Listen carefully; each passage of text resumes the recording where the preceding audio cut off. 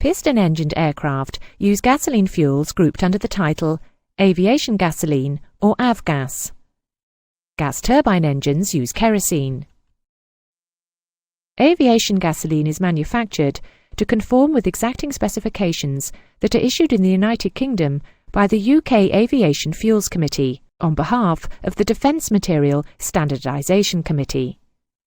The specification number for gasoline is Defence Standard or DEFSTAN 91-90. Aviation gasoline is graded by octane rating or performance number. The octane rating or performance number of a fuel is a measure of the fuel's resistance to detonation when subjected to high temperature and pressure. Detonation and octane ratings are fully explained in later lessons. The grades of aviation gasoline currently authorized and available are Avgas 100 and Avgas 100LL. In order to differentiate between grades, dyes are added to the fuels in accordance with an internationally agreed colour code to impart a distinctive colour. Avgas 100 is coloured green, has an octane rating or performance number of 100-130 and has a high lead content. Avgas 100LL has the same performance number as Avgas 100, but it has a lower lead content. It is coloured blue. Avgas has a specific gravity of 0.72 at 15 degrees Celsius. Specific gravity is important, as fuel is delivered by volume, but pilots need to know its mass or weight, as the energy available from the fuel is dependent on its mass, not its volume. And of course the mass of the fuel affects the aircraft's all-up mass. Equipment used to dispense avgas is coloured red to prevent cross-contamination with other fuels. Some diesel aero engines are designed to run on diesel fuel. However, most diesel aero engines use avtur.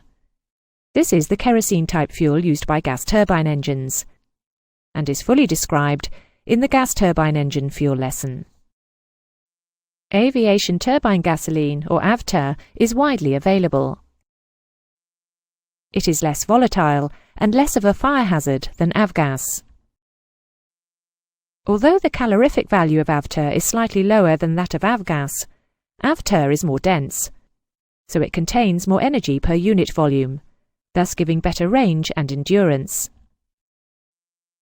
On the negative side, avtur begins to become more viscous at low temperatures, therefore requiring some kind of fuel heating system to be built into the supply line. We've already stated that aviation fuels are given specifications by the UK Aviation Fuels Committee on behalf of the Defence Material Standardisation Committee. We will now look at some of the characteristics that have to be assessed before such a specification can be fulfilled, beginning with the calorific value of the fuel. The calorific value of a fuel is a measure of the amount of heat energy that will be released during its combustion, and is measured in British thermal units per pound or kilojoules per kilogram. The calorific value of a fuel varies with its chemical composition.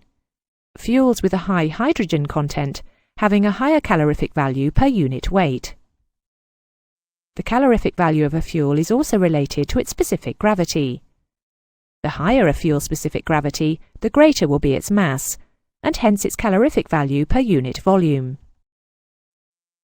A volatile liquid is one which is capable of changing readily from the liquid to the vapour state by the application of heat, or by contact with a gas into which it can evaporate.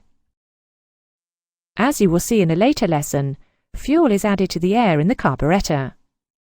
The volatility of gasoline determines the efficiency with which the fuel and air mix. However, the time in which this mixing takes place is so short that some of the fuel remains in the form of minute droplets, the evaporation of which occurs in the induction system. The more volatile the fuel is, the better will be this mixing and evaporation. A liquid boils when its vapour pressure is greater than the atmospheric pressure acting on the surface of the liquid. This means that as the atmospheric pressure reduces with increases of altitude as the aircraft climbs, the fuel vaporizes at a lower temperature. This is generally referred to as low-pressure boiling.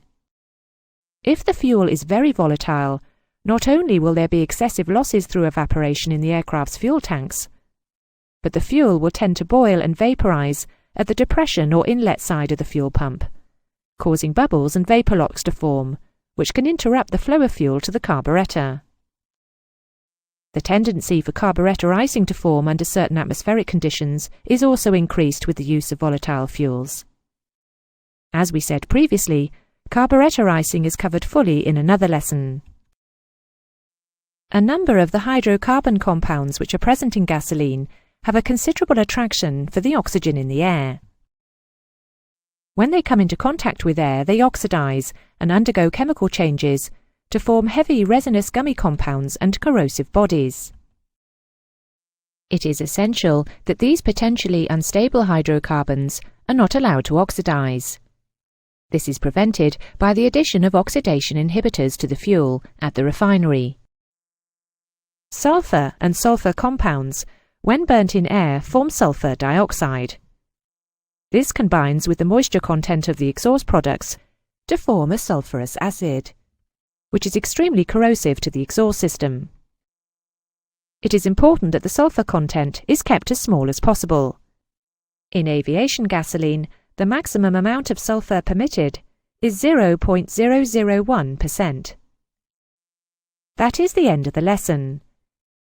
Being displayed on the screen is a table listing the properties of the two grades of avgas that are authorized and available. And here is a list of the advantages and disadvantages of AvTur, which may be used in aerodiesel engines.